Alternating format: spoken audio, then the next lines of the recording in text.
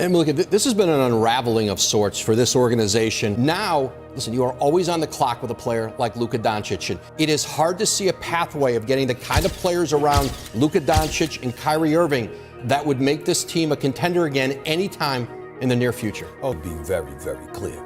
The Dallas Mavericks are an absolute mess.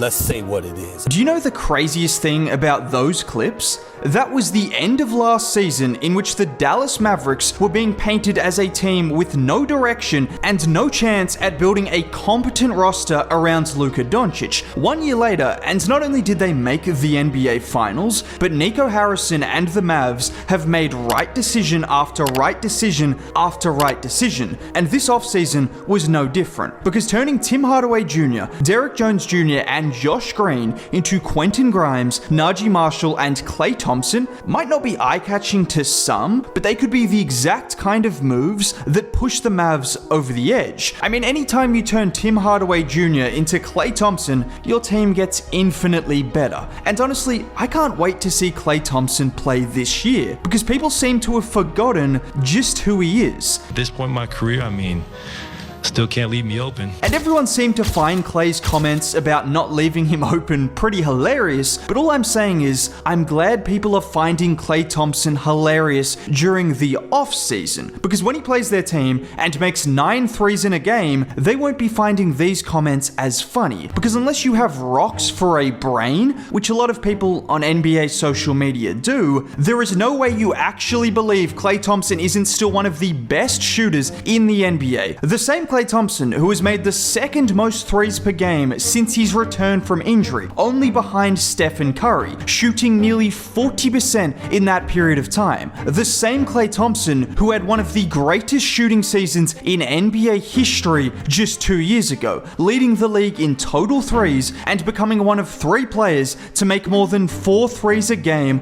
on over 40% for a season. The same Klay Thompson, who was consistently drawing 2 defenders without even touching the ball for the Golden State Warriors last year. Yeah, apparently that guy sucks. But we can talk more about Klay a little bit later. Bringing in someone as high profile as Klay has resulted in Dallas's other 2 moves slipping under the radar, but they are the exact kind of moves that Dallas have absolutely nailed over the last year, because Quentin Grimes and Naji Marshall are 2 players who have spent most of their careers guarding the opposition's best perimeter players.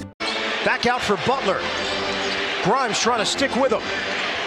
Butler. Wow. Steal! Cookies! And there's a steal, Marshall! And also providing some shooting and playmaking for their respective teams. Let's talk about Naji Marshall first, because I thought Derrick Jones Jr. would be a player who Dallas would struggle to replace. Naji, however, has the potential to give you a similar impact on defense, whilst providing a more rounded skill set on offense. And we have to start with the defense, because you're probably skeptical about me saying he could match Derrick Jones Jr. on that end, but just watch him here against Kyrie Irving of all people, moving his feet well on the initial cross before taking the bump and then poking the ball away. Now obviously one defensive play, even against a guy like Kyrie, isn't enough to be an elite defensive player, but when you consistently get stops against some of the best perimeter players in the league, that's when you can call yourself a top tier defender, and Naji Marshall is one of those guys. Look at him on this play against Jimmy Butler. With Butler attacking downhill, he absorbs the bump, and in the same motion as Butler goes to bump him, he wraps him up, using that momentum against him to bring the ball out of bounds. Or how about against SGA, where SGA tries to blow by him, and again, it's that ability to absorb the initial contact and not be phased before going up and swatting his shot. Or in this play against Shai, which is pretty similar, with Shai again trying to use his body to create separation going right, but this time Naji uses that momentum against Shai to strip the ball from him on the way up. In fact, If there's one thing that you need to know about Naji Marshall, which I'm sure Dallas fans would love to hear,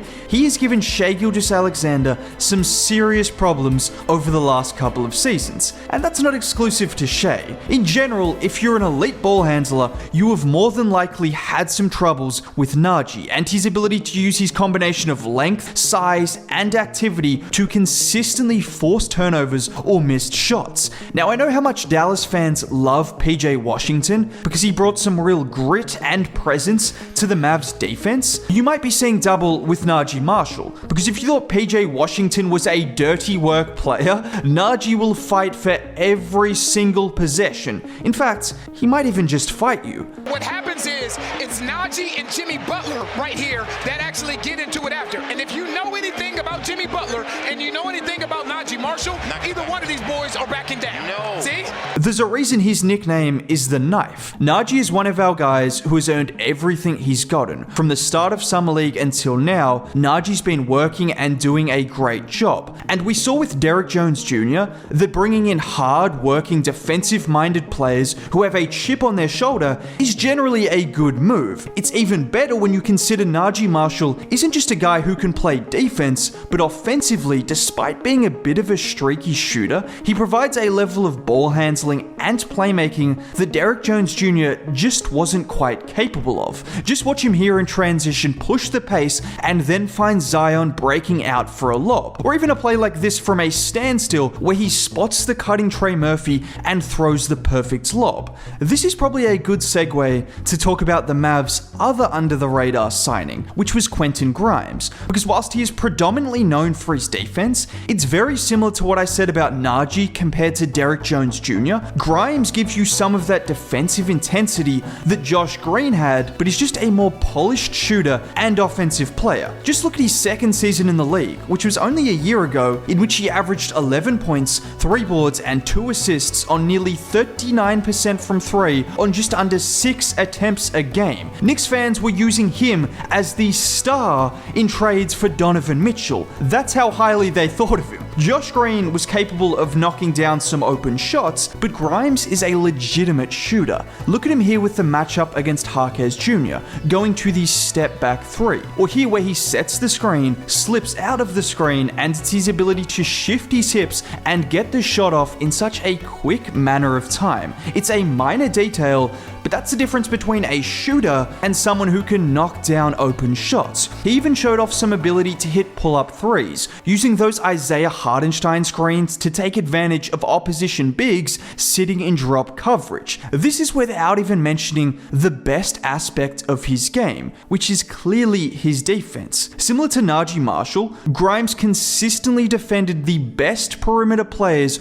on the opposition whilst in New York, averaging nearly 30 minutes a game during his first playoff run because of that exact reason. With his combination of quickness, strength, and timing, it's almost impossible to see a world in which Quentin Grimes doesn't give the Mavs more than what Josh Green and Tim Hardaway Jr. provided for them last playoffs. And that hurts me to say as an Australian, but I've got to be honest. Now, I could tell you what Klay Thompson brings this team as well, or you could check out the full breakdown I made on Klay just last week. I'm not saying you have to, but it would provide much more detail than I could ever provide in just a few minutes in this vid. Either way, consider subscribing if you want to see more content like this. Thanks for watching. Have a very, very good day.